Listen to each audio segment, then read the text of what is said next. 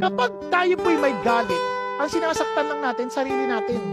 Kaya nga ho, sabi ho ng Job chapter 5 verse 2, sabi niya, for anger slays the foolish man, and jealousy kills the simple. Yung bang nag-aalala ka to the point of dying dahil sa galit mo, sa inis mo, sa bitterness mo, sabi niya, yan ay kamangmangan. Yan ay walang kwentang bagay na gawin. Kasi yung galit mo, ayon nga sa Job chapter 18 verse 1, yung sama ng loob mo, ikaw lang ang sinasaktan mo niyan. Kaya sabi nga sa Good News Version, you're only hurting yourself with your anger.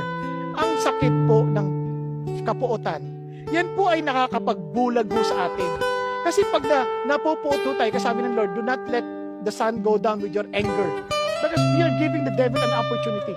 Ang ating isip, ang nagdudulot ng ating nararamdaman. Kaya sabi ng Bible, renew your